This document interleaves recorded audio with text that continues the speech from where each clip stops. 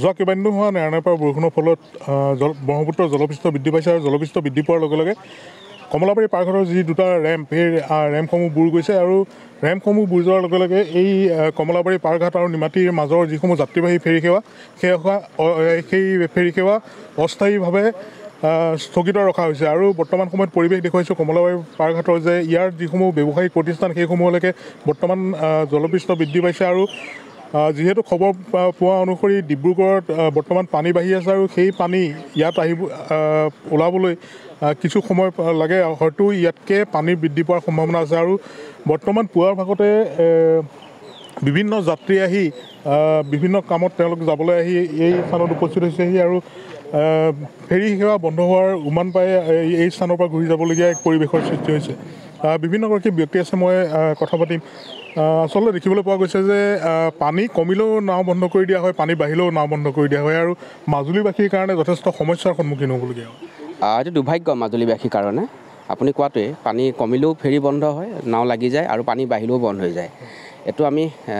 কাক জগৰীয়া দিম চৰকাৰক জগৰীয়া দিব লাগিব তেওঁলোকে যিটো সুবিধা হ'ব লাগে সেই সুবিধাবোৰ দিয়া নাই আজিৰ যুগত যেনেকৈ এখন ব্ৰহ্মপুত্ৰৰ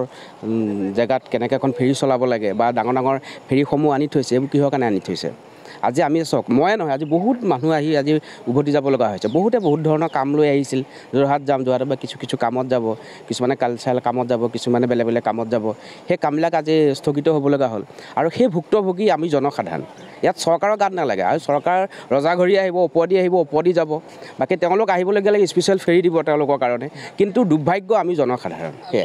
পূৰ্বে ইয়াতকৈও ডাঙৰ পানীত ফেৰীসমূহ চলি থাকে কিন্তু বৰ্তমান সময়ত দেখিবলৈ পোৱা গৈছে যে উপযুক্ত ৰেম্পৰ অভাৱ আৰু ৰেম্পৰ অভাৱৰ বাবে বৰ্তমান সময়ত এই ফেৰী সেৱা বন্ধ কৰি দিবলগীয়া হৈছে আৰু